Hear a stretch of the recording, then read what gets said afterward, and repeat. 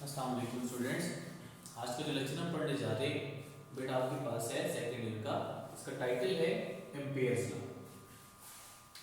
Ampere's law को पढ़ने से पहले बेटा इसकी नॉलेज ही कुछ इस तरह है कि इलेक्ट्रोस्टैटिक्स में हमने गाउसियन लॉ पढ़ा था और गाउसियन लॉ से हम क्या फाइंड करते थे, इलेक्ट्रिक फील्ड फाइंड करते थे फ्लक्स को यूज करके।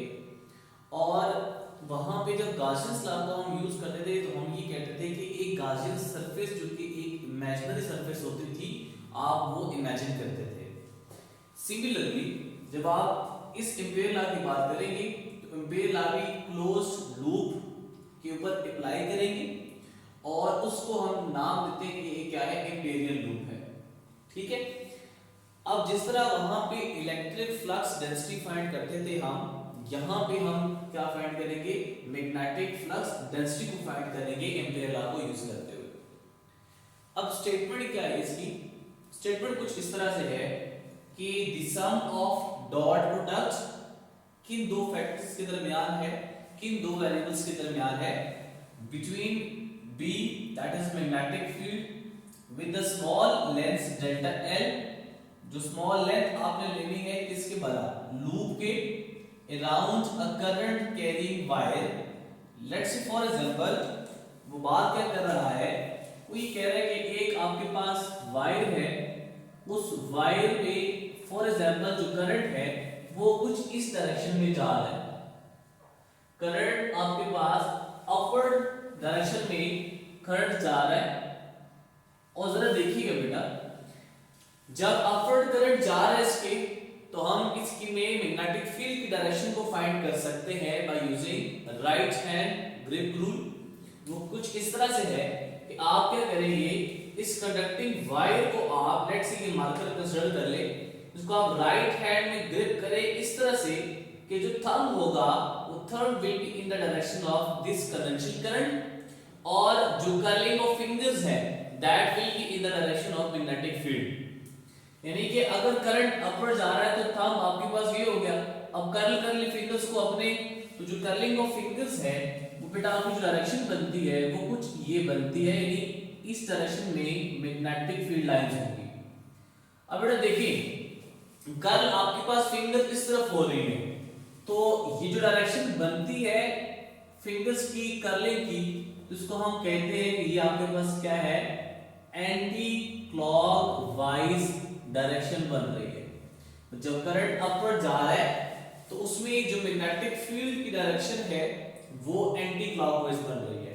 अब आपके पास ये क्या कह रहा है कि अगर आप इस मैग्नेटिक फील्ड और जो आपने ये लूप कंसीडर कर ले लेट्स से इसकी सराउंडिंग में, उसके स्मॉल पैचेस जो आपने बनाए हुए उसका डॉट प्रोडक्ट ले ले तो किसके बराबर आता है, mu naught times the total current enclosed by that loop. Mu naught constant है और उस कंडक्टिंग वायर में जो लूप आपने कंसीडर की हुई है उसमें कितना करंट जा रहा होगा उसके म्यू नॉट टाइम्स बराबर होगा इन दोनों का प्रोडक्ट।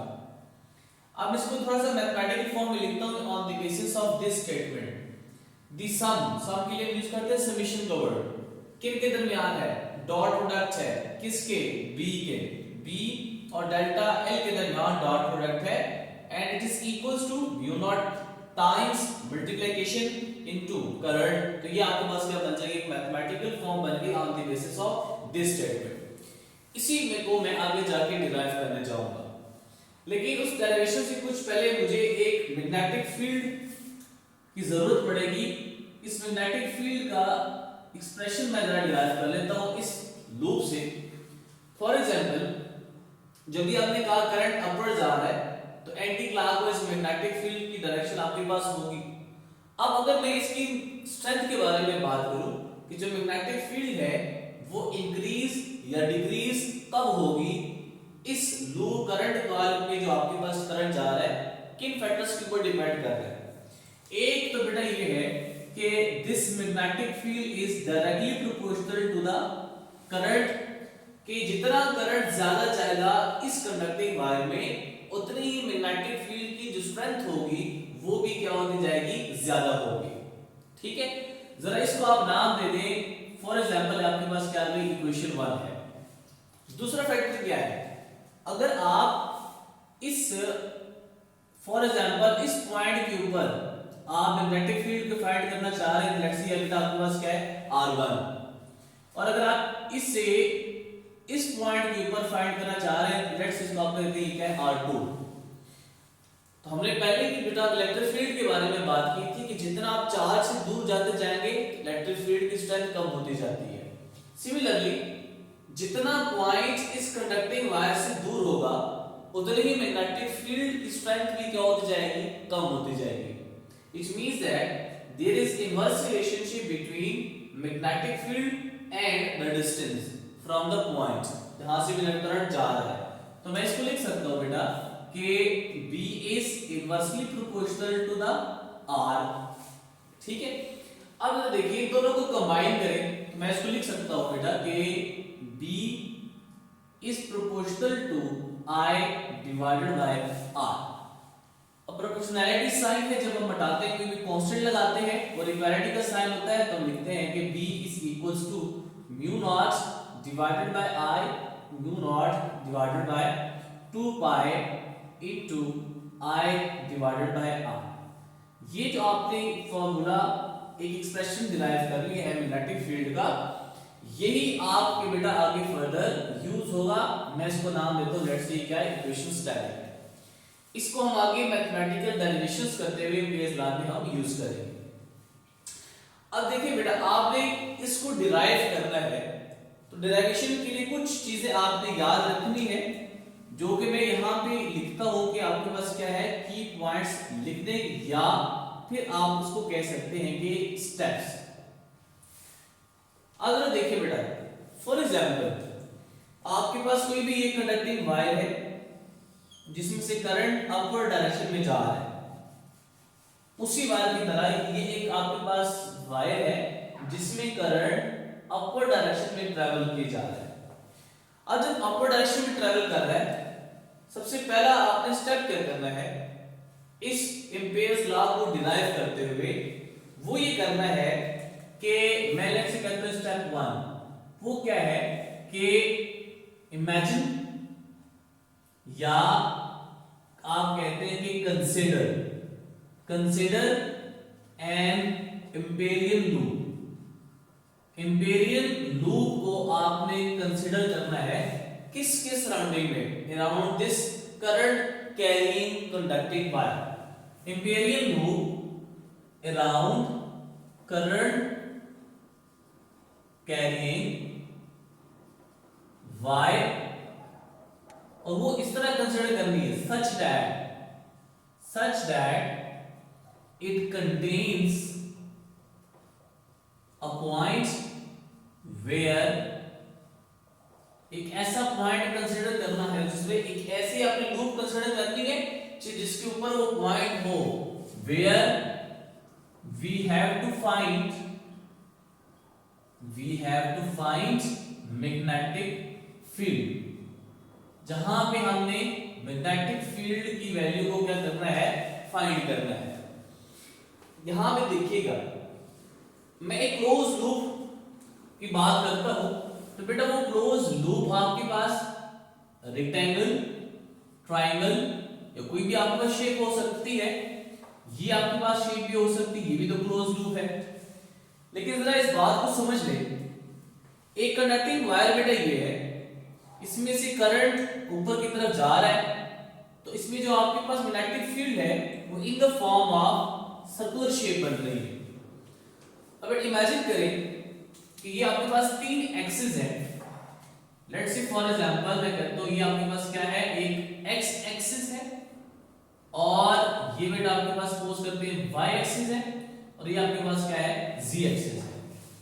अगर इस सर्कल को देखें जरा, जो इंपेरियल हम यहाँ पे कंडक्टिंग वायर कंसीडर कर रहे हैं, ये मैग्नेटिक फील्ड देखें जरा, तो मैग्नेटिक फील्ड जो है वो सिर्फ और सिर्फ y एंड x एक्सिस के ऊपर है, उनका z एक्सिस स्टार्ट से ही नहीं बन रहा। इसका मतलब ये है कि जो मैग्नेटिक फील्ड लाइंस है वो सिर्फ और सिर्फ along x एक्सिस और y एक्सिस में लाइन कर रही है, उनका थर्ड एक्सिस नहीं है। अगर देखें कि जब आप गाजियस लॉ की बात करते थे तो उस गाजियस लॉ में आप जो सरफेस कंसीडर करते थे वो आपके पास 3D थी, और 3D सरफेस कुछ इस तरह से थी कि अगर आप यहाँ पे एक पॉजिटिव चार्ज रखते हैं तो उससे जो इलेक्ट्रिक फील्ड है वो तीनों डायमेंशनल में जाके फैलती है, जबकि यहाँ पे ये केस नहीं है। इंपीरियल लूप हमारे पास 2D इसलिए होता है कि मैग्नेटिक फील्ड सिर्फ आपके पास 2 डायमेंशनल में होती है, 3 डायमेंशनल में नहीं होती। इसलिए यहाँ पे हम जो इंपीरियल लूप कंसीडर करेंगे वो एक स्फीयर की फॉर्म में हम इसको कंसीडर करेंगे, ठीक है। तो इस बात को बेटा आपको यहाँ पे जहन में रखना है, यही डिफरेंस है एक इंपीरियल लूप और गासियस लूप के दरमियान। ये पहला स्टेप आपने इसको बेटा इस तरह करना है।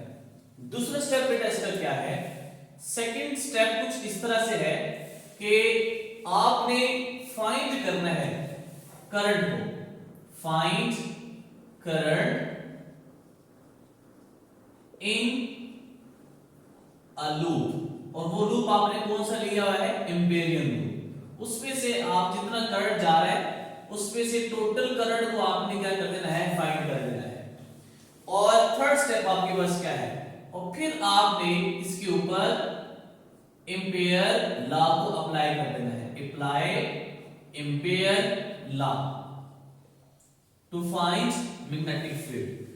अब मैं इसको डिराइव करने जा रहा हूं। डेरिवेशन का आगाज मैं कहां से करूंगा, डेरिवेशन बेटा स्टार्ट में करता हूं, लेट से बेटा आपके पास क्या है ये कि summation of B dot delta L is equals to mu naught I. मैं एक लेफ्ट हैंड साइड कंसीडर कर लेता हूं। सपोज करता हूं कि मैं एक लेफ्ट हैंड साइड है मेरे पास, summation B dot delta L, और मैं कहता हूं कि आई की वैल्यू 1 से लेके n तक है।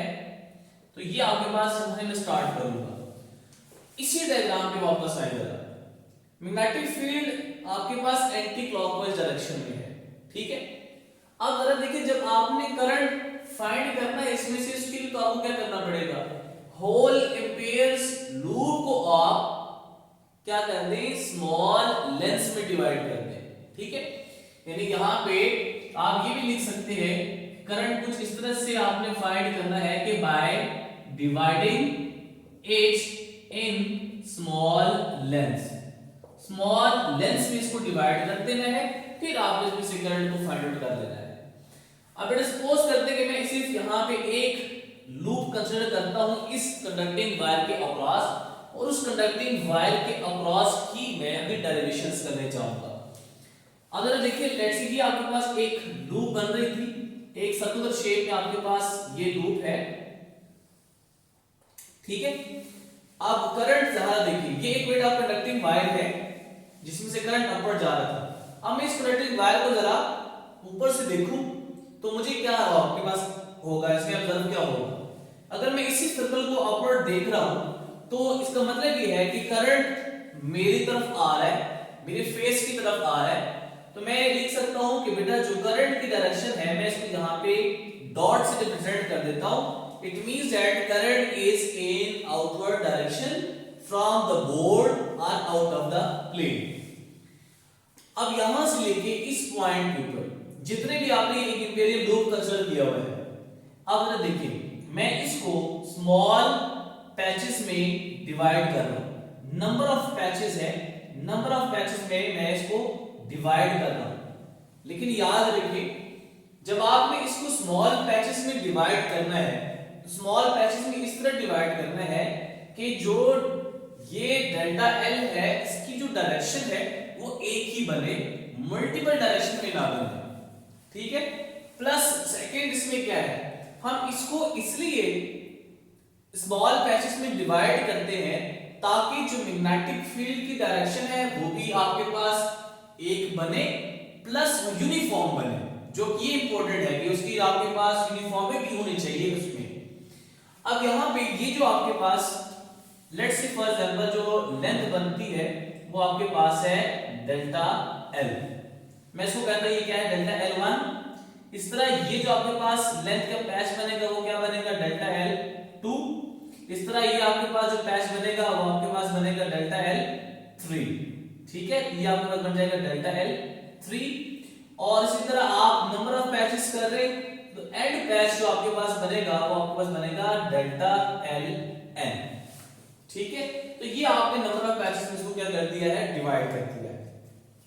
अब इसी ऐप को हम क्या कर लेते हैं, थोड़ा सा ओपन कर लेते हैं। वो कुछ इस तरह से है कि अगर आप i की वैल्यू 1 पुट करेंगे तो ये बनेगा b1 dot delta l1 plus b2 dot delta l2 plus b3 dot delta l3 up till 2 plus कितने मैंने पैचेस बनाए हुए n, सो bn डॉट डेल्टा n। ठीक है, तो ये आपके पास क्या आ गया, उसको हमने इसको ओपन फॉर्म में इसको लिख लिया है। अगर ये करंट कनेक्टिंग वायर है तो मैं इसमें मैग्नेटिक फील्ड की डायरेक्शन अगर ड्रॉ करूं तो उसकी डायरेक्शन क्या बनेगी, ये आपका डायरेक्शन बनेगी। तो जब आप हर पैच के अक्रॉस जरा मैग्नेटिक फील्ड की डायरेक्शन देखें तो मैग्नेटिक फील्ड यहाँ पे क्या है, एंटी क्लॉकवाइज जा रही है। तो बेटा एंटी क्लॉकवाइज जब जा रही है तो हर पैच के अक्रॉस जरा देखिएगा तो ये डेल्टा L1 की डायरेक्शन ये है और मैग्नेटिक फील्ड की डायरेक्शन भी ये बन रही है, तो दोनों की डायरेक्शन आपस में क्या है, सेम है। तो यहाँ पे जब सेम डायरेक्शन हो गई तो थीटा की वैल्यू क्या हो गई, 0 डिग्री। तो मैं यहाँ पे थीटा की जगह क्या पुट करूंगा, 0 डिग्री पुट करूंगा। और वो कब पुट करूंगा, जब मैं इस डॉट प्रोडक्ट को ओपन करूंगा। मैं डॉट प्रोडक्ट को ओपन करता हूं बेटा तो ये बनेगा b1 delta l1 cos theta plus b2 delta l2 cos theta. अब मैं थर्ड फॉर्म में लिखता हूं, मैं इसको लिखता हूं up till 2 bn delta ln cos theta. ठीक है, अब हर पैच के क्रॉस चूंकि वो डायरेक्शन सेम बन रही है लेंथ और मैग्नेटिक फील्ड की, तो मैं यहां पे लिख सकता हूं कि बेटा put theta is equals to 0 degree. Why, because in या at every patch of distance magnetic field and, आप लिख सकते हैं कि magnetic field direction and length are parallel, वो दोनों आपस में क्या है, पैरेलल। तो इट मींस दैट ये जो आपने लिखा है थीटा, मैं इसकी जगह लिखूंगा b1 delta l1 cos of 0 degree plus b2 delta l2 cos of 0 degree plus up till 2 bn delta ln cos of 0 degree. और आपको पता है कि जब cos 0 डिग्री की वैल्यू फाइंड करते हैं तो cos 0 डिग्री की वैल्यू बेटा आपके पास क्या आती है, 1। तो सारी जगहों पे cos 0 डिग्री की वैल्यू क्या आ जाएगी, 1। अब आप इसको रिप्लेसमेंट करें जरा तो ये बनेगा b1 delta l1 plus b2 delta l2 up till 2 plus bn delta ln। अगर एक चीज और, अगर मैं इस स्फीयर की बात कर रहा हूं जो कि एम्पियर लूप है, तो अगर मैं इस डेल्टा 1 के अक्रॉस डिस्टेंस देखूं तो ये भी r है। इसी तरह स्फीयर के किसी भी पैच के ऊपर मैं कोई सी भी पॉइंट ले लूं तो सबका डिस्टेंस सेंटर से क्या है, सेम है। तो अभी हमने देखा कि मैग्नेटिक फील्ड करंट के ऊपर डिपेंड कर रही है और डिस्टेंस के ऊपर डिपेंड कर रही है जिस पॉइंट से आप ले रहे, तो दोनों ही सेम है सारे एम्पिरियल लूप के ऊपर पैचेस के लिए। तो इसका मतलब ये है कि जो B1 की स्ट्रेंथ होगी वही B2 की स्ट्रेंथ होगी और वही B3 की, और यही आपके पास स्ट्रेंथ होगी अप टिल टू Bn की, और उसको मैं पुट कर सकता हूं सिंपल B। ठीक है, तो मैं इसको बेटा रिप्लेसमेंट करूंगा तो ये बनेगा, इसको बेटा रीजन क्या लिखनी है कि because R and I, that is distance and current, is same for every point। every point भी लिख सकते हैं, पैच भी लिख सकते हैं ऑफ इंपीरियल लूप। ठीक है, तो बेटा जब आप इसमें रिप्लेसमेंट करेंगे तो ये बनेगा V1 की जगह मैं लिखूंगा B और डेल्टा L1 प्लस B2 की जगह मैं B लिखूंगा delta L2 up till two B delta Ln।